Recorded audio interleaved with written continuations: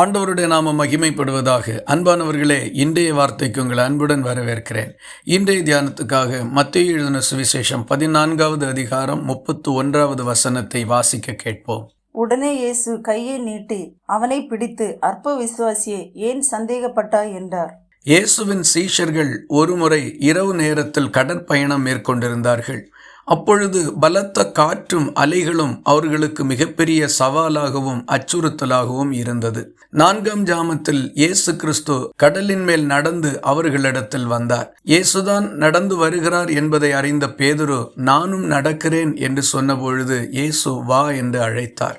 சற்று தூரம் நடந்த பின்பு அவன் பயந்து போய் அமிழ்ந்து போகின்ற போது இயேசு அவனை கை தூக்கி நிறுத்தினார்.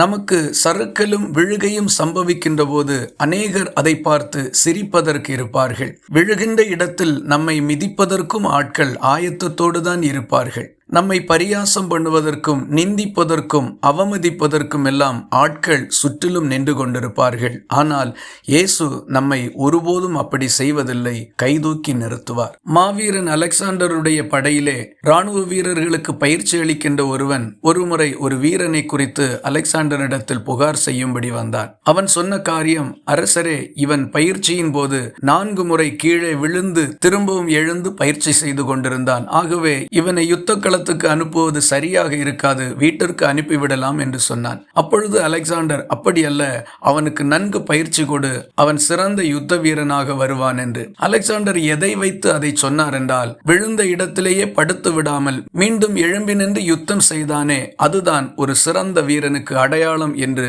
அலெக்சாண்டர் கண்டுபிடித்திருந்தார். அதுபோலதான் கர்த்தர் உங்களையும் பார்க்கின்றார். மனுஷன் பார்க்கிறது போல ஆண்டவர் பார்க்கிறதில்லை. உங்கள் வாழ்க்கையில் கூட இப்படிப்பட்ட நிந்தைகளை பரியாசங்களையும் அவமானங்களையும் நீங்கள் சந்தித்திருக்கலாம். பல தோல்விகள் உங்களுக்கு பெரிய ஏமாற்றத்தை கொடுத்திருக்க கூடும். ஆனால் இயேசு உங்களை கைதூக்கி நிறுத்துவார் என்பதை மறந்து விடாதீர்கள்.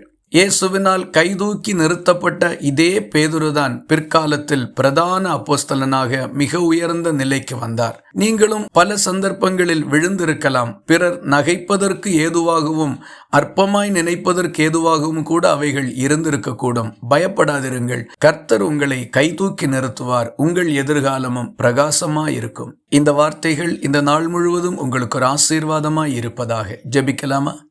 எங்களை நேசிக்கிற அன்பு நிறைந்த நல்ல ஆண்டவரே, நாங்கள் உம்மை நன்றியோடு துதிக்கிறோம். எங்கள் சறுக்கலின் போதும் விழுகையின் போதும் மனிதர்கள் எங்களை பார்த்து நகைக்கின்ற போதும் பரியாசம் பண்ணுகின்ற போதும் நீர் எங்களை கைதூக்கி நிறுத்தி பிரகாசமான எதிர்காலத்துக்கு நேராக எங்களை முன்னேற பண்ணுகிற கர்த்தராய் இந்த காலை வேளையில் எங்களை சந்தித்திருக்கிறதற்காக ஸ்தோத்திரம். சோர்ந்து போன, தளர்ந்து போன, ஏமாற்றமடைந்து மனமடிவாகி இருக்கின்ற நிலைகளிலிருந்து நீர் கைதூக்கி நிறுத்தி வெற்றியை நோக்கி முன்னேறி செல்ல பலப்படுத்தும்படி ஒப்புக் கொடுக்கின்றோம். ஜெபத்தை கேட்டதற்காக ஸ்தோத்திரம். இயேசு கிறிஸ்து மூலம் வேண்டிக் கொள்கிறோம் எங்கள் அன்புள்ள நல்ல பிதாவே, ஆமேன். கர்த்தர் தாமே உங்களை ஆசீர்வதிப்பாராக.